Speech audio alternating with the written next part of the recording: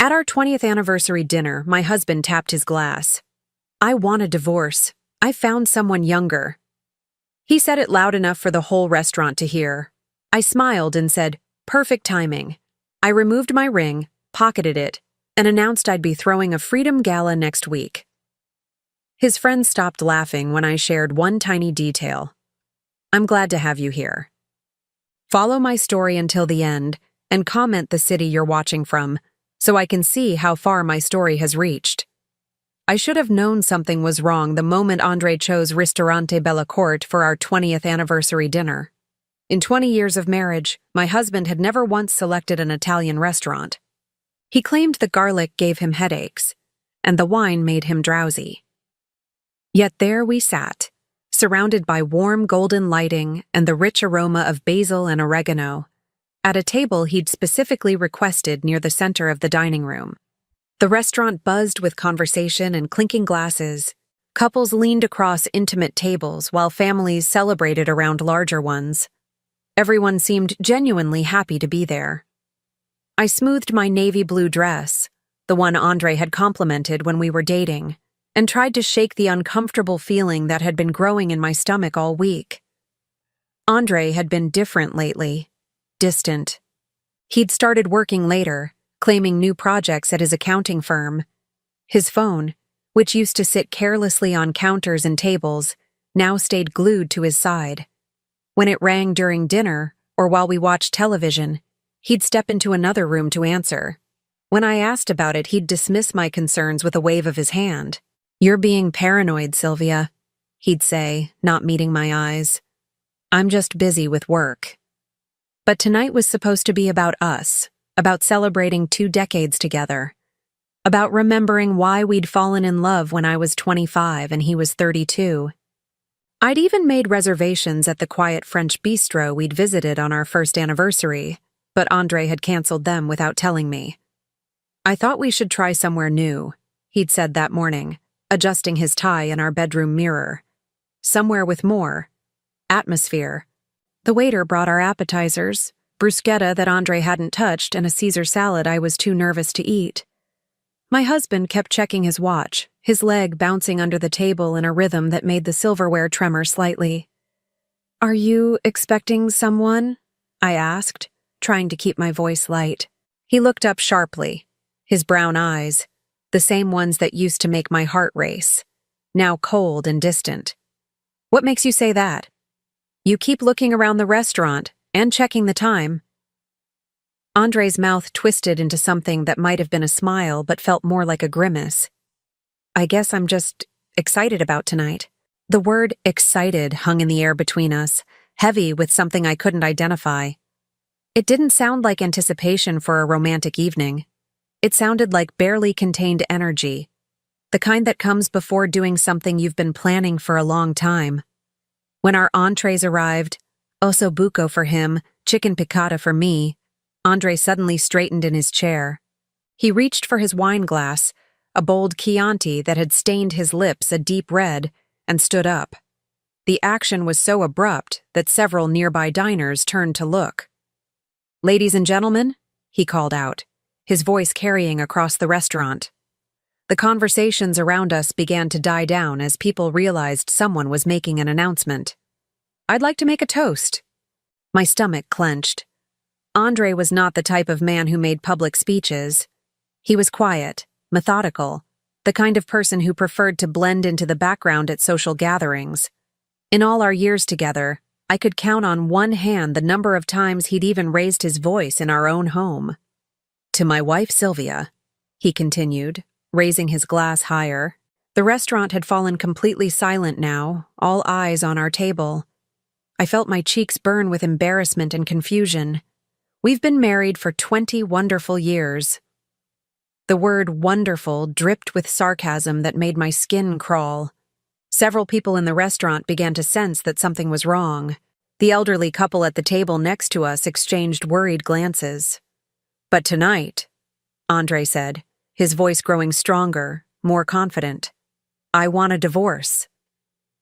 The words hit me like a physical blow. I actually gasped, my hand flying to my chest as if I could somehow catch the breath that had been knocked out of me. Around us, the restaurant had become a tomb. Not a single fork clinked against a plate. Not a single glass touched a table. "I've found someone younger," he announced to the room, still holding his wine glass aloft like he was making a victory speech. "Someone who appreciates me. Someone who doesn't spend her days organizing closets and complaining about my work schedule." I stared at him, my mind struggling to process what was happening. This wasn't a nightmare I could wake up from. This was real.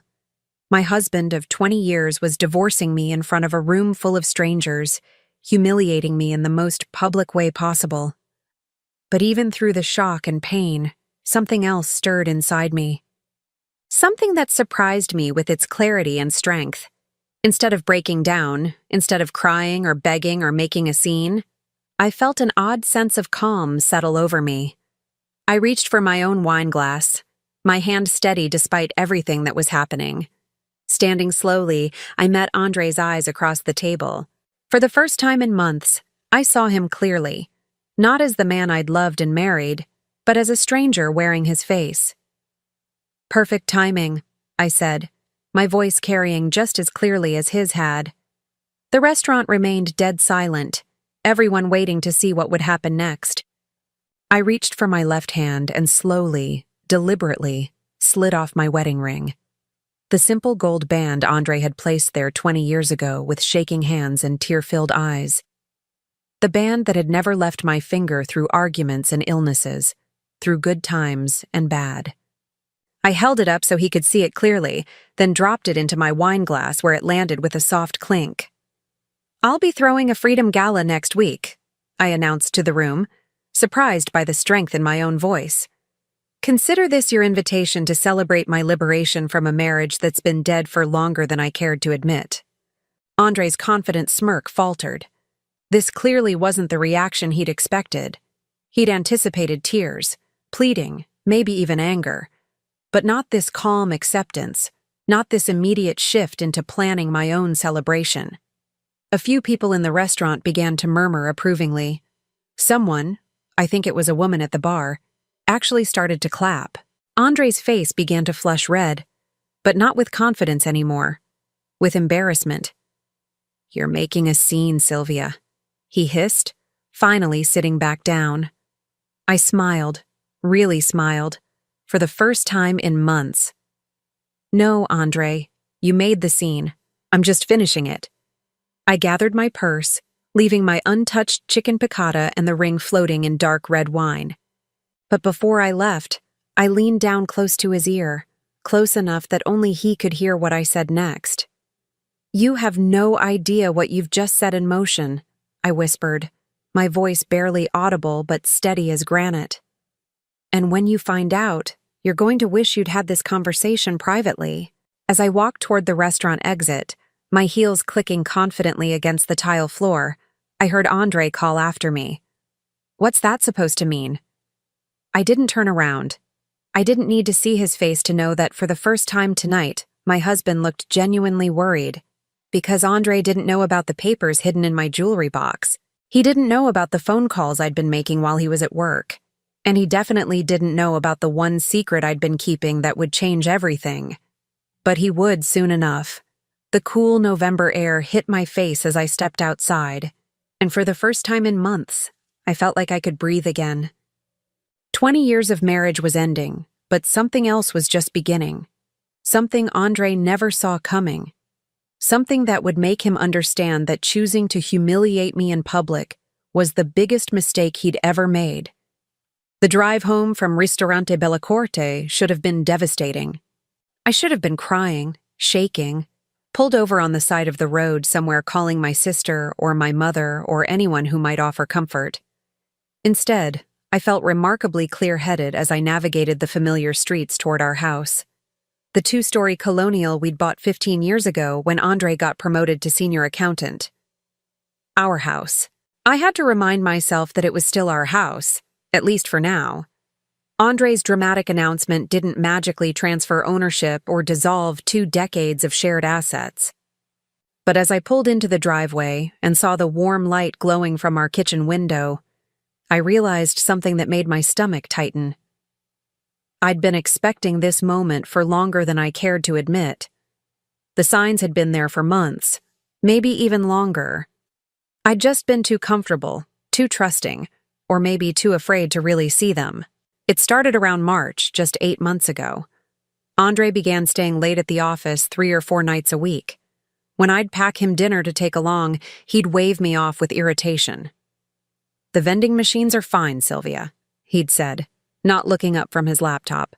"I don't need you treating me like a child." The comment had stung, but I'd rationalized it. Tax season was always stressful for him. He was probably just feeling overwhelmed and taking it out on me. It would pass, I told myself. It always had before. But then came the phone calls. At first they were rare, maybe 1 or 2 a week that he'd take in the garage or the basement. When I asked about them, he had ready explanations. "Client emergency," he'd say. "You know how it is." Except I did know how it was, and Andre had never taken client calls at home before. His firm had strict policies about work-life balance, something Andre used to praise about his job. He'd often told me how much he appreciated being able to leave work at work. By June, the calls were coming daily, sometimes multiple times a day. Andre would excuse himself from dinner, from television, from conversations with me to answer calls that apparently couldn't wait until morning. His explanations became more vague. "Work stuff," he'd mumble, already walking away from me. I started paying closer attention. The calls never lasted very long, usually 15 or 20 minutes, but Andre's voice would change when he answered. It became softer, more animated. Sometimes I could hear him laughing from whatever room he'd hidden himself in. One evening in July, I was watering the plants on our back deck when I heard him through the open kitchen window. He was making dinner plans with someone, discussing a restaurant I'd never heard of, talking about meeting next Tuesday after work. When he hung up and came outside, I asked casually, "Work dinner tomorrow?" He looked confused for a moment, then nodded quickly. "Yeah, with Bob from the Peterson account. You remember Bob?" I did remember Bob Peterson. Andre had worked with him for 3 years, and Bob was a 72-year-old grandfather who rarely stayed past 4 o'clock and had never, to my knowledge, suggested dinner meetings. But I didn't challenge Andre's story. Not then. The changes weren't just about the phone calls. Andre started paying more attention to his appearance. He began going to the gym again after a 5-year hiatus, claiming he wanted to get back in shape. He bought new clothes, fitted dress shirts, expensive jeans, cologne that came in sleek black bottles and cost more than we usually spent on groceries in a week. "You look good," I told him one morning as he adjusted his new tie in our bedroom mirror. He barely glanced at me. "Thanks," he said, but there was no warmth in it. It was the kind of response you'd give a stranger who complimented your shirt in an elevator. Our physical relationship changed too, though so gradually I almost didn't notice at first. Andre had never been particularly affectionate, but he'd always been consistent. We'd held hands while watching television, kissed goodbye in the mornings, made love every week or two with comfortable familiarity. All of that stopped. Andre began staying up later, claiming he wasn't tired. He'd come to bed long after I'd fallen asleep and wake up before me, showering and dressing quietly in the bathroom so he wouldn't wake me. Except I was already awake. I was lying there listening to the water run, wondering when my husband had become a stranger. The worst part wasn't the distance, though. It was the way he looked at me when he thought I wasn't paying attention. I'd catch him studying me sometimes with an expression I couldn't quite identify. It wasn't hatred or anger. It was something colder. Calculation. Like he was measuring something, weighing options. In August, I found a receipt in his pants pocket while doing laundry. Dinner for 2 at Romano's, an upscale steakhouse downtown. $137 for 2 filet mignons, a bottle of wine, and dessert. The date was a Tuesday, the same Tuesday he'd supposedly had a work dinner with Bob Peterson. I stood in our laundry room holding that receipt, my hands shaking slightly. There could be explanations. I told myself. Maybe Bob had expensive taste. Maybe they'd been entertaining a client. Maybe Andre had just forgotten to mention that someone else had joined them. But I knew. In that moment, standing among piles of dirty clothes and the familiar smell of detergent, I knew my husband was having an affair. The smart thing would have been to confront him immediately, to demand an explanation, to insist on honesty, to fight for our marriage. Instead, I folded the receipt neatly and placed it in my jewelry box, underneath the small velvet pouch where I kept my grandmother's pearls. I told myself I needed more information before I could make any decisions. I told myself I had to be sure. But really, I think I was just afraid. Afraid of the conversation that would change everything. Afraid of hearing truths I wasn't ready to face. Afraid that 20 years of my life had been wasted on a man who no longer wanted me. Over the following weeks, I began paying closer attention without appearing to. I noticed that Andre had stopped talking about his day at dinner. He used to complain about difficult clients or share funny stories about his coworkers. Now he just ate in silence, checking his phone periodically and offering one-word answers to my questions. I noticed that he'd started doing his own laundry, claiming he wanted to be more helpful around the house. Except he'd never shown interest in household chores before, and the clothes he washed separately were always the nice ones. The new shirts and expensive jeans. I noticed that he'd changed his computer password. Our shared laptop, the one we'd both used for years to check email and pay bills, suddenly required a login I didn't know. When I asked about it, Andre claimed there had been a security breach at work and he'd been advised to change all his passwords. "Better safe than sorry," he'd said, not meeting my eyes. September brought new developments. Andre announced that he'd be working some Saturday mornings to help the firm catch up on a backlog of annual reviews. He'd leave the house by 8:30 and return around 2 o'clock, claiming to have spent the morning buried in spreadsheets and tax documents. One Saturday, I drove by his office building. The parking lot was nearly empty except for a security guard's car and a maintenance van. Andre's blue Honda was nowhere to be seen. I sat in my car across the street for nearly an hour, wondering where my husband was spending his Saturday mornings, wondering who he was with, wondering how long this had been going on. Part of me wanted to call him, to ask directly where he was and demand the truth. But a larger part of me wasn't ready for that conversation yet. By October, I realized I was living with someone I no longer recognized. Andre had become a polite stranger who happened to share my address. We moved around each other in our house like roommates who barely got along, speaking only when necessary, existing in parallel lives that rarely intersected. I started making plans without him. I joined a book club at the library, something I'd considered for years but never done because Andre had always seemed mildly dismissive of my reading habits. I began having lunch with old friends I'd lost touch with, women who asked careful questions about how Andre was doing and seemed unsurprised when I gave vague, non-committal answers. And through it all, I kept that receipt in my jewelry box, along with other small pieces of evidence I'd gathered without really planning to. A credit card statement showing charges at restaurants I'd never been to. A dry cleaning receipt for a dress shirt that came back smelling like perfume I didn't recognize. A business card from a florist that fell out of his wallet when he was paying for groceries. I wasn't investigating exactly. I was just aware, paying attention in a way I hadn't before. And everything I noticed confirmed what I already knew, but wasn't ready to admit. My marriage was over, and had been for longer than I cared to calculate. Tonight's dramatic announcement at Ristorante Bella Corte hadn't been a sudden decision. It had been the culmination of months of planning, months of Andre building toward this moment when he could humiliate me publicly and walk away feeling justified. But Andre had made one crucial miscalculation. He assumed I'd been as oblivious as I'd appeared to be. He assumed I'd be devastated, helpless, dependent on his mercy for whatever scraps of dignity and financial security he chose to leave me. He had no idea that while he'd been planning his exit, I'd been making preparations of my own. He had no idea about the letter hidden in my jewelry box, right next to that first receipt from Romano's. The letter that had arrived 6 months ago and changed everything, even though I'd told no one about it. Not even Andre. Especially not Andre. I didn't sleep that night after leaving the restaurant. How could I?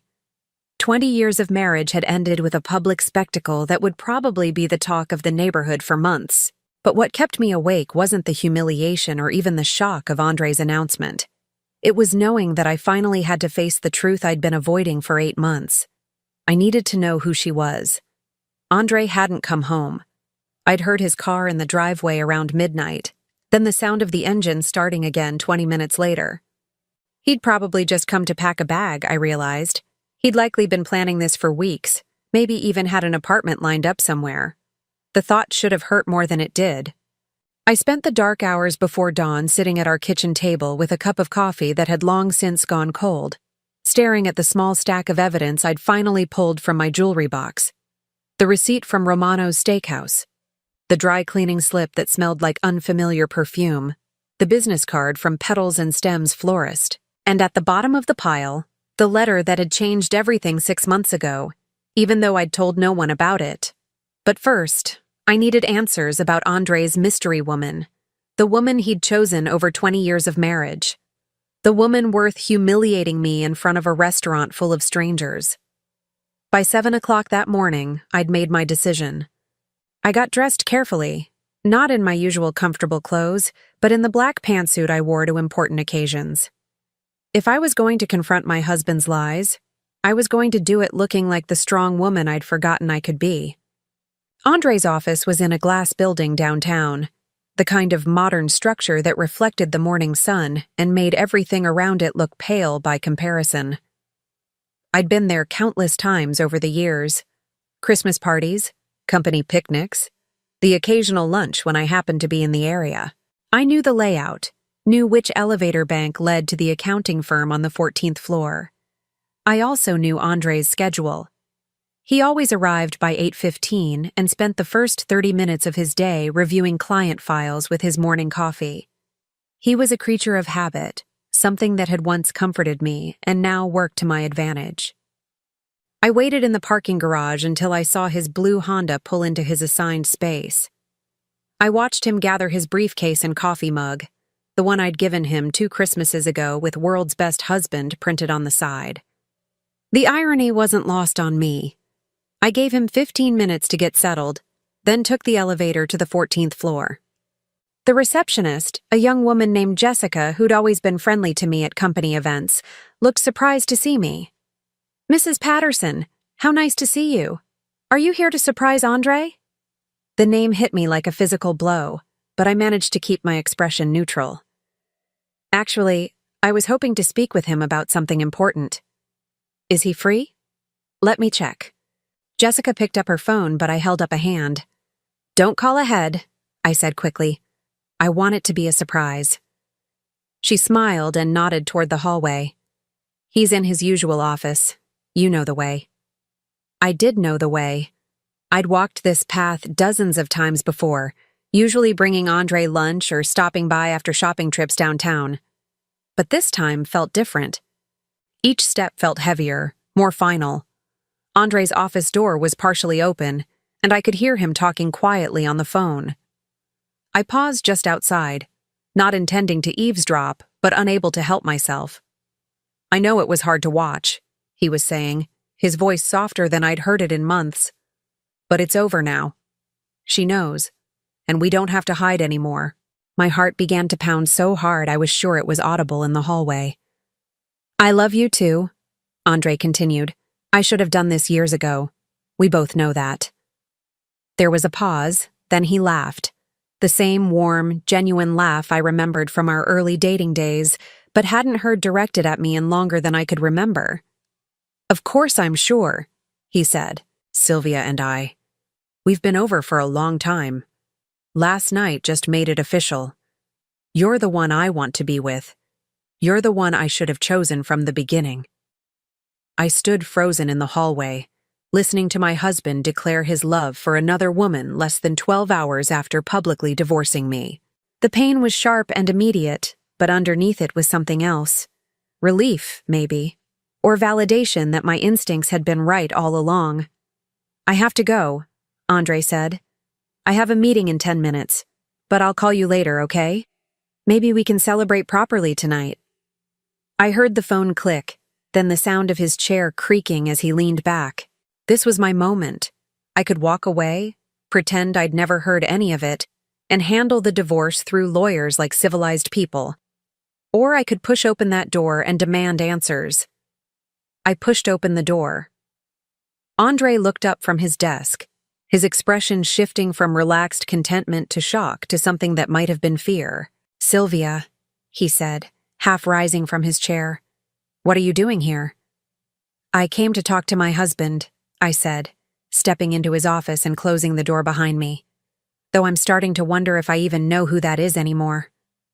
Andre sat back down slowly, his face flushing red. "If this is about last night..." "It's about a lot of things," I interrupted, "including the phone call you just finished. The one where you told someone you loved them. The one where you said you should have chosen them from the beginning." He opened his mouth to speak, then closed it again. For a moment, we just stared at each other across his desk. The same desk where he'd worked late so many nights, claiming to be buried in client files and tax returns. "How long?" I asked quietly. "Sylvia, I don't think..." "How long, Andre?" He sighed, running a hand through his hair. 2 years, he said finally. Maybe a little longer. 2 years. 2 years of lying, of pretending, of making me feel like I was imagining the distance between us.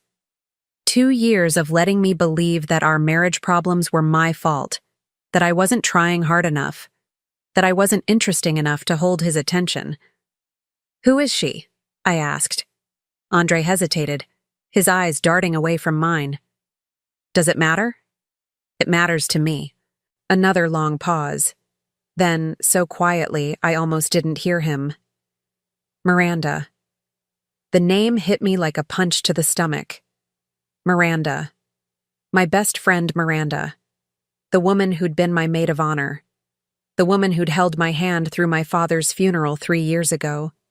The woman I'd called crying when I suspected Andre was having an affair, never imagining. "Miranda Walsh," I whispered. And Andre's flinch confirmed what I already knew. I sank into the chair across from his desk, my legs suddenly too weak to support me. Miranda. Sweet, single Miranda who'd never been married, who'd always claimed she envied what Andre and I had together. Miranda who'd been coming to our house for dinner every few weeks, who'd helped me plan Andre's surprise 40th birthday party last year, who'd listened sympathetically when I'd confided my fears that my marriage was falling apart. "She was supposed to be my friend," I said, more to myself than to him. "She is your friend," Andre said defensively. "She never wanted this to happen.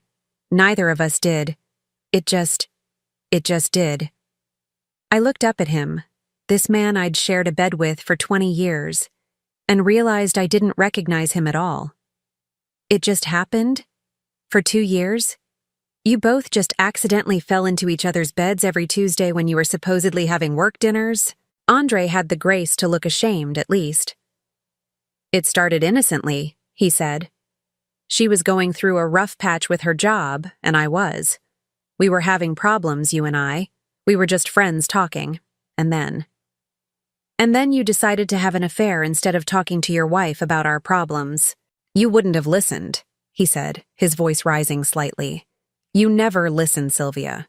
You're so focused on your routines, your book clubs, your perfect little organized life that you never noticed I was drowning." The accusation stung, partly because there might have been some truth to it. I had been comfortable in our routine, maybe too comfortable. But that didn't excuse what he'd done. "So you talked to Miranda instead," I said. "At first, yes. Just as friends. But she understood me in a way that you haven't for a long time." I stood up slowly, my purse clutched tightly in my hands. "Where? What? Where do you meet her? Because I know it's not at work dinners with Bob Peterson." Andre looked down at his desk. She has an apartment downtown, near the River District. Of course she did.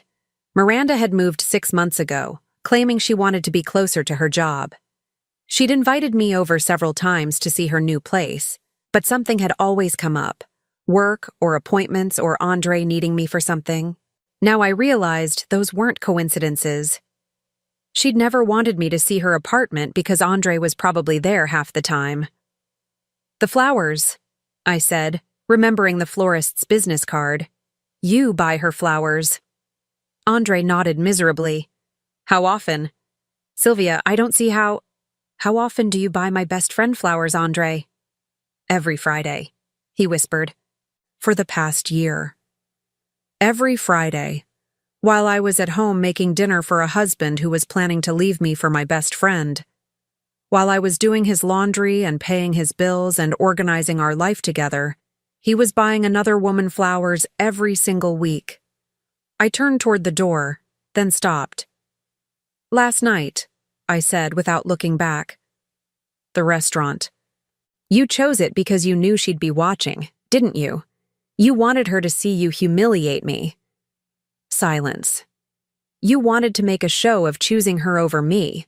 You wanted everyone to see that I was the pathetic wife being discarded for someone better." "Sylvia!" I turned back to face him one last time.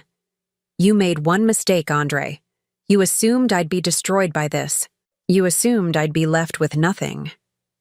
I could see confusion in his eyes, and something that might have been worry. "But you don't know everything about me," I continued. "You stopped paying attention to your wife a long time ago, and that's going to cost you more than you realize."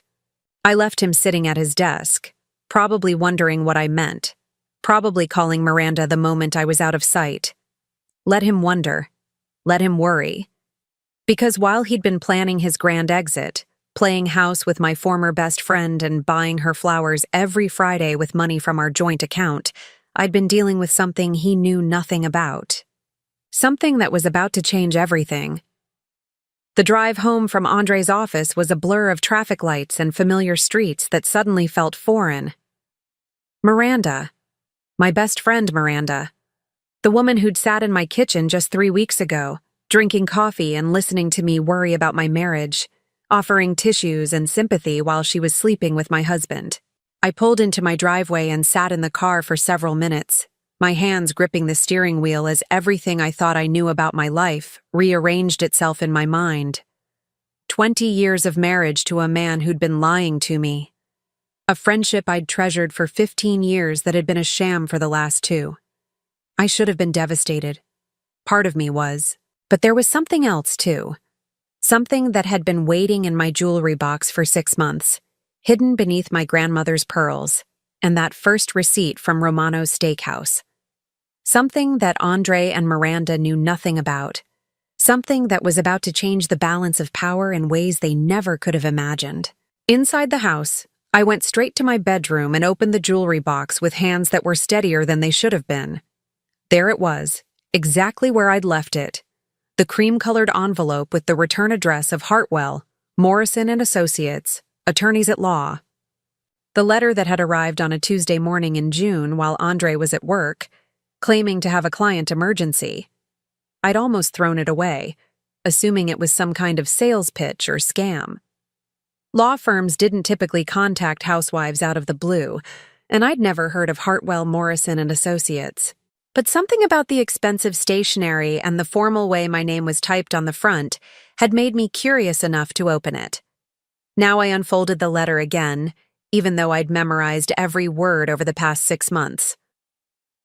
"Dear Mrs. Sylvia Patterson," it began. "We are writing to inform you that you have been named as the sole beneficiary in the estate of Eleanor Margaret Whitmore, deceased. Ms. Whitmore was your late mother's sister, and according to her will, she has left her entire estate to you, including real property, investments, and liquid assets totaling approximately $800,000. $800,000. When I'd first read those words, I'd had to sit down. I remembered Aunt Eleanor vaguely, my mother's younger sister who'd moved to Colorado when I was a child and had rarely visited. She'd sent Christmas cards sporadically and had attended my mother's funeral 12 years ago, but we'd never been close. I'd honestly forgotten she existed until her lawyer contacted me. The letter went on to explain that Aunt Eleanor had never married or had children, and that she'd been a successful real estate investor who'd built a considerable fortune over her lifetime. She'd apparently followed my life from a distance, keeping track of my marriage and deciding that I should inherit everything when she died of a stroke at 78 years old. Ms. Whitmore left specific instructions that this inheritance was to remain confidential until the recipient chose to reveal it, the letter continued.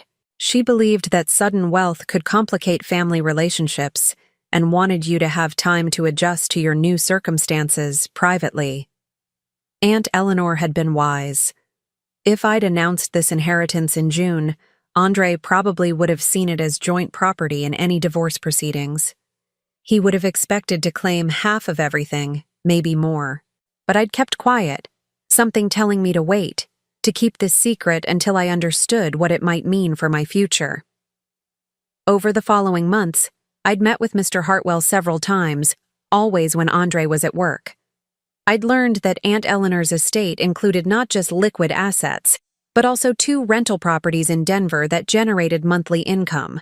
I'd inherited financial independence I'd never dreamed of, security that meant I could survive, even thrive, without Andre's modest accountant salary. I'd also learned something else during those meetings with the lawyer. Mr. Hartwell had asked careful questions about my marriage, about my husband's involvement in our finances, about whether I felt safe and supported at home. At the time, I'd thought his questions were odd, maybe overly personal. Now I realized Aunt Eleanor must have left instructions for him to ask them. Somehow, she'd sensed that her niece might need an escape route. The irony was perfect. While Andre had been planning his exit strategy, buying flowers for another woman, and preparing to humiliate me publicly, I'd been sitting on enough money to disappear entirely if I chose to. While he'd been assuming I'd be left helpless and dependent on whatever scraps he chose to leave me, I'd been quietly meeting with financial advisors and learning about investment portfolios. And the best part?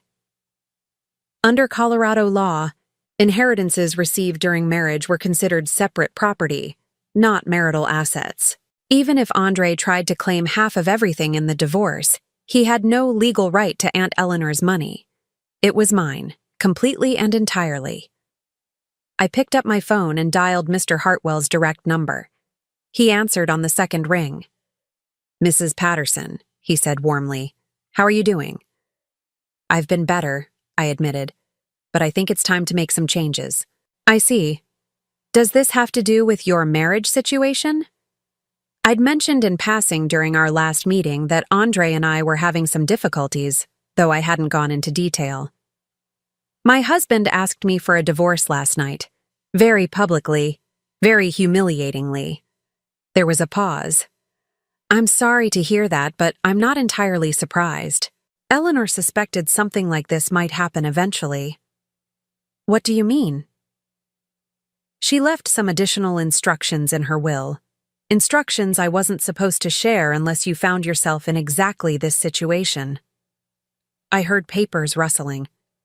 She wrote, "If my niece's marriage ends, she should know that she has more power than she realizes. Help her use it wisely." More power than I realized. I smiled for the first time since leaving Andre's office. "Mr. Hartwell," I said, "I need to know exactly what my options are, and I need to know them today." We spent the next hour on the phone while he explained the full extent of my new financial position. $800,000 was just the beginning. The rental properties in Denver were worth another $300,000 combined, and they generated approximately $4,000 in monthly rental income. Aunt Eleanor had also invested wisely over the years, leaving me a portfolio of stocks and bonds that Mr. Hartwell estimated would continue growing if managed properly. I was, quite suddenly, a millionaire, not a lottery winner rich millionaire, but a comfortable, independent woman who would never have to worry about money again. A woman who could afford the best divorce lawyer in the state if she chose to. A woman who could walk away from her cheating husband and lying best friend without looking back. But I wasn't ready to walk away. Not yet. Mr. Hartwell, I said as our conversation was winding down, I want you to prepare some documents for me. What kind of documents? I want to file for divorce first, before Andre has a chance to. And I want to make sure he understands exactly what he's lost by choosing to humiliate me instead of talking to me like an adult.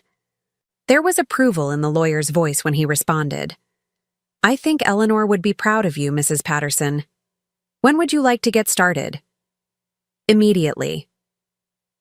After I hung up, I walked through my house. The house Andre and I had shared for 15 years, the house he'd just abandoned for an apartment with my former best friend. I looked at the furniture we'd chosen together, the photos on the walls documenting 20 years of a marriage that had apparently been a lie for the last 2 years. I should have felt sad. I should have been crying or raging or calling my sister to sob about the betrayal. Instead, I felt something I hadn't experienced in years, excitement. Not about the money, though that certainly changed things. Excitement about the possibilities ahead of me. About the life I could build without a husband who took me for granted and a best friend who'd been stabbing me in the back. My phone buzzed. A text from Miranda. Sylvia, honey, I heard about last night. I'm so sorry. Call me if you need anything. I'm here for you. I stared at the message for a long moment, then deleted it without responding. Let her wonder. Let her worry about whether I suspected anything. Let her spend the next few days pretending to be my supportive friend while sleeping with my soon-to-be ex-husband.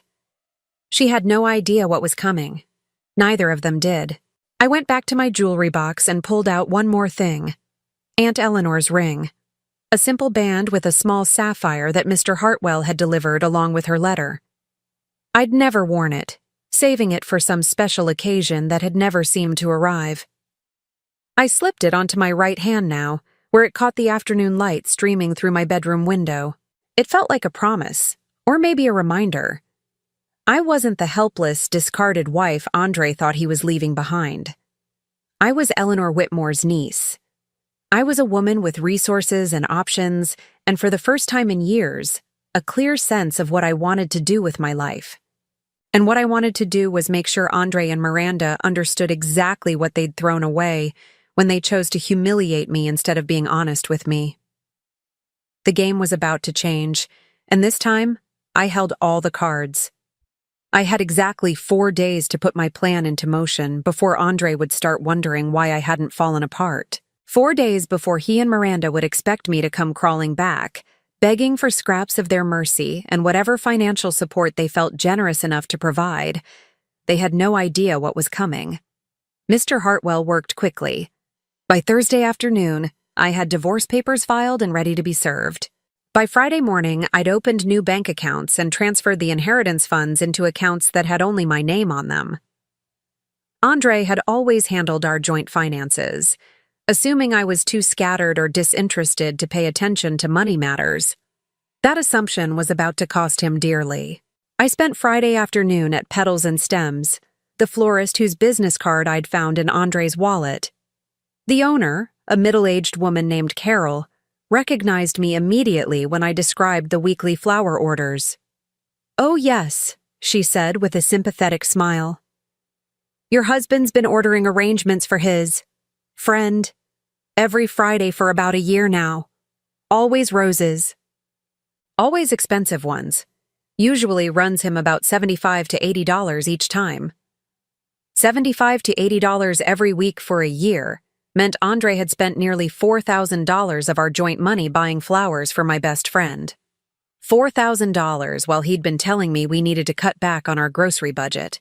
"I'd like to place an order," I told Carol, "for delivery today." "Of course. What would you like to send?" I smiled. "A dozen black roses, with a very specific note." Carol raised an eyebrow but wrote down my instructions without comment.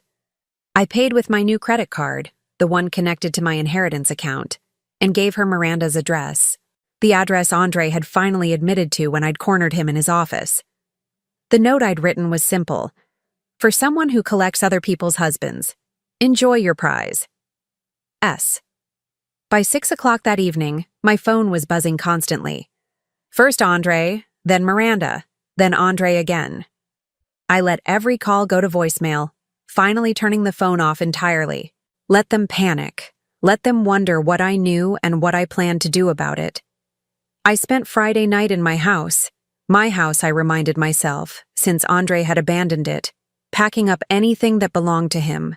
His clothes, his books, his collection of vintage beer steins that I'd always hated. Everything went into boxes that I stacked neatly by the front door. When he came back for his things, he'd find them waiting like a hotel checkout. Saturday morning brought unexpected visitors. I was having coffee in my kitchen when I heard a car in the driveway, then aggressive knocking on my front door. Through the peephole, I could see Miranda standing on my porch, her usually perfect blonde hair disheveled, her face red and angry. Behind her, looking uncomfortable and slightly ashamed, was Andre. I almost didn't answer. Part of me wanted to let them stand out there knocking, to make them understand that they no longer had any claim on my time or attention. But another part of me was curious. I wanted to see how they'd try to spin this situation, how they'd attempt to make themselves the victims. I opened the door slowly, keeping the chain lock in place.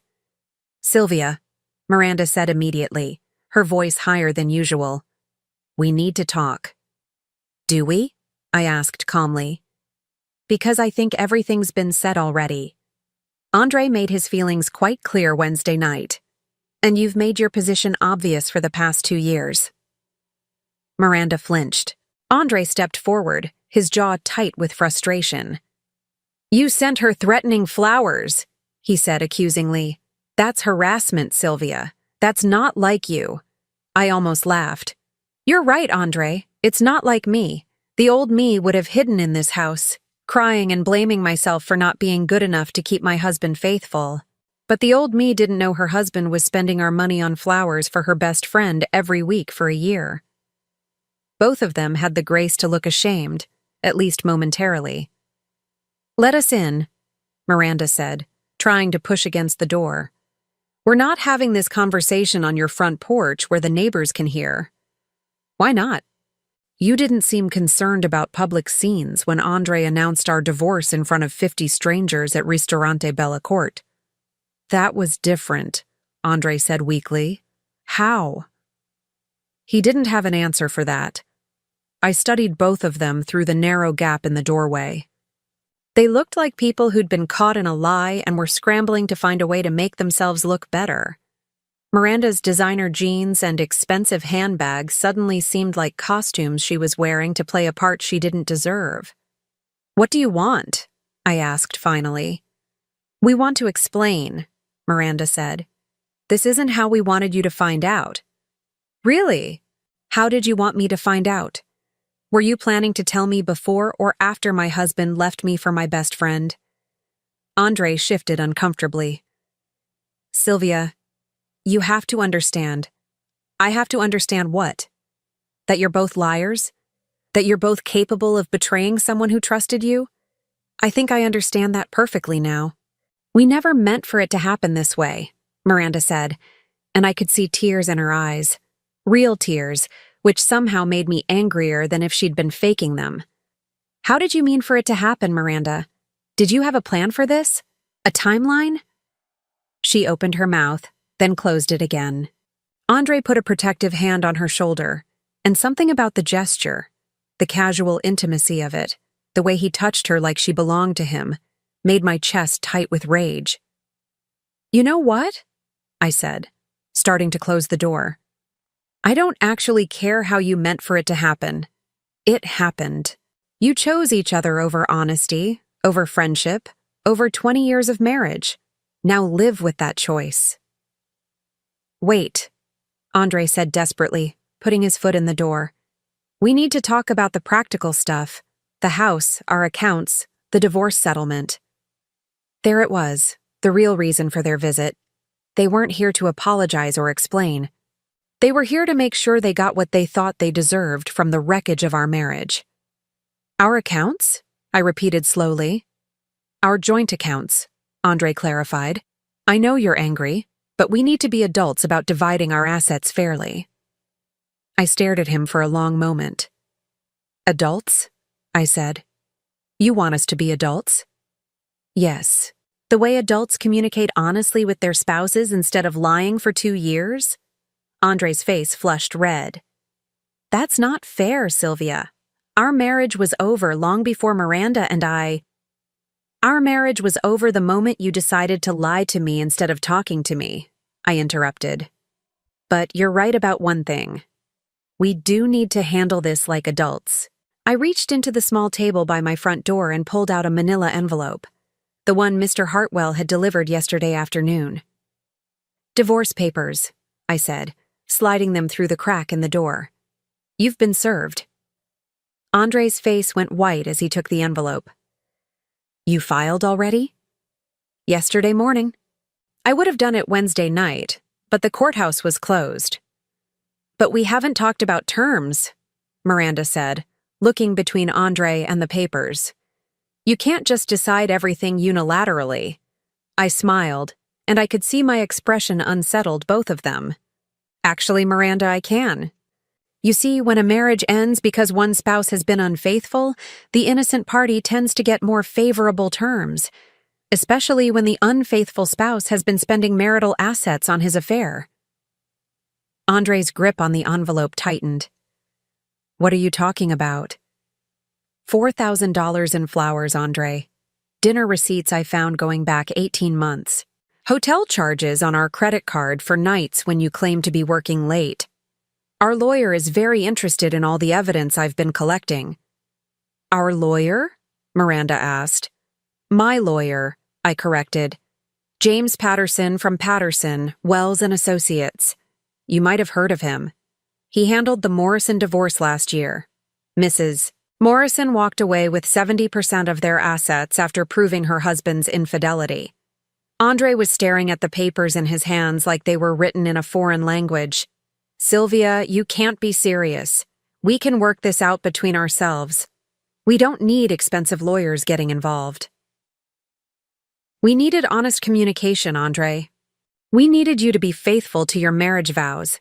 We needed a lot of things that we're not going to get. So yes, we need lawyers now. I started to close the door again, but Miranda called out desperately. Sylvia, please. I know you hate me right now, but we've been friends for 15 years. That has to count for something. I paused, looking at this woman who'd sat in my kitchen, who'd helped me plan parties, who'd held my hand through my father's funeral while she was sleeping with my husband. You're right, I said finally. 15 years should count for something. It should have counted enough to keep you from betraying me. But it didn't. So now those 15 years count for exactly nothing. I closed the door and locked it, then walked back to my kitchen where my coffee was getting cold. Through the window, I could see them standing on my front porch, Andre reading through the divorce papers while Miranda paced back and forth, gesturing angrily. My phone, which I'd turned back on that morning, started buzzing immediately. Text after text, call after call. I ignored them all. There was nothing left to say, nothing left to negotiate. They'd made their choices, and now they'd live with the consequences. What they didn't know yet, what they wouldn't find out until the divorce proceedings were well underway, was that I no longer needed their money or their support. I no longer needed to fight for half of Andre's modest accountant's salary or a share of our joint savings account that contained less than $20,000. I had my own money now. More money than Andre would see in a lifetime of processing tax returns. And the best part was, none of it was marital property. None of it was subject to division in our divorce. I was about to become a very wealthy single woman, and Andre was about to discover that the wife he'd taken for granted for 20 years had been far more valuable than he'd ever realized. But first, I had one more surprise for them. One final move that would make sure they understood exactly what they'd lost when they chose betrayal over honesty. The game was almost over, and I was about to play my winning hand. The divorce proceedings moved faster than Andre had expected. Mr. Patterson, no relation to Andre, which seemed like poetic justice, was everything Andre's overpriced lawyer wasn't: prepared, ruthless, and armed with evidence that made Andre's infidelity impossible to deny. The flower receipts alone painted a devastating picture. $75 to $80 every Friday for 52 weeks added up to nearly $4,000 of marital funds spent on another woman. But that was just the beginning. Mr. Patterson had hired a private investigator who uncovered hotel receipts, restaurant charges, even a weekend trip to Napa Valley that Andre had claimed was a work conference. Your client spent approximately $18,000 of marital funds on his extramarital affair over the past 2 years, Mr. Patterson informed Andre's lawyer during our first settlement meeting. Mrs. Patterson is seeking full reimbursement of those funds, plus damages for emotional distress. Andre's lawyer, a nervous young man who kept adjusting his glasses, shuffled through his papers uncomfortably. My client disputes some of these charges. Some of these dinners could have been legitimate business expenses. At Romano's Steakhouse? Mr. Patterson raised an eyebrow. With a woman who isn't employed by his firm? On nights when his wife believed he was working late at the office? The room fell silent except for the sound of Andre shifting in his seat. Across the conference table, he looked smaller than I'd ever seen him. Gone was the confident man who'd made his dramatic announcement at Ristorante Bellacourt. In his place sat someone who was beginning to realize that his carefully planned exit wasn't going to be as clean as he'd hoped. Furthermore, Mr. Patterson continued, Mrs. Patterson is seeking spousal support in the amount of $3,000 per month for the next 5 years, given that she sacrificed career advancement to support her husband's career throughout their 20-year marriage. Andre's lawyer nearly dropped his pen. $3,000? My client only makes $60,000 a year before taxes. That's completely unreasonable. I watched Andre's face as the numbers sank in. $3,000 a month would leave him with barely enough to cover his own basic expenses, especially if he was planning to maintain an apartment with Miranda. The comfortable life he'd imagined with his younger girlfriend was evaporating before his eyes. Perhaps your client should have considered the financial implications before engaging in a 2-year affair, Mr. Patterson said coolly. Adultery has consequences, gentlemen. The meeting lasted 3 hours. By the end, Andre looked like he'd aged 10 years. His lawyer was promising to review our demands and respond within a week, but we all knew they had very little room to negotiate. The evidence was overwhelming, and Colorado law wasn't particularly sympathetic to cheating spouses. As we gathered our papers to leave, Andre caught my eye across the table. Sylvia, he said quietly, can we talk privately for a minute? Mr. Patterson started to object, but I held up a hand. 5 minutes, I said. That's all. When the lawyers left the conference room, Andre slumped in his chair like a deflated balloon. This isn't what I wanted, he said, not meeting my eyes. I never wanted to hurt you financially. I studied his face, looking for any sign of the man I'd fallen in love with 25 years ago. What did you want, Andre? I wanted to be happy. I wanted to be with someone who made me feel alive again. And you couldn't talk to your wife about feeling dead in our marriage? He finally looked up at me. Would you have listened? The question caught me off guard, because there might have been some truth to it. Had I been so comfortable in our routine that I'd stopped seeing him as a person with needs and desires? Had I been so focused on maintaining our organized, peaceful life that I'd ignored the fact that he was suffocating in it? I don't know, I admitted. But we'll never know now, will we? Because you chose to lie instead of trying. Andre rubbed his temples. $3,000 a month, Sylvia. That will destroy me. You destroyed our marriage, I replied. You destroyed 20 years of trust. You destroyed my friendship with Miranda. So, yes, Andre, there are consequences. Can't we work something out? Something more reasonable? I stood up, gathering my purse. Mr. Patterson will be in touch with your lawyer. Sylvia, wait. Andre stood too, desperation creeping into his voice. "I know you hate me right now, but you can't want to see me homeless. You can't want to destroy my entire life over this." I paused at the door, my hand on the handle. Part of me, a small part, felt sorry for him. This man who'd been my husband for 20 years, who'd held my hand through my mother's funeral, who'd once brought me soup when I had the flu and stayed home from work to take care of me. But that part of me was much smaller now than the part that remembered his smirk at Ristorante Bella Corte. The part that remembered him buying flowers for another woman every Friday while I made dinner for a marriage that was already over. The part that remembered Miranda's tears on my front porch, tears not of genuine remorse, but of frustration at being caught. "You're not homeless, Andre," I said finally. "You have Miranda.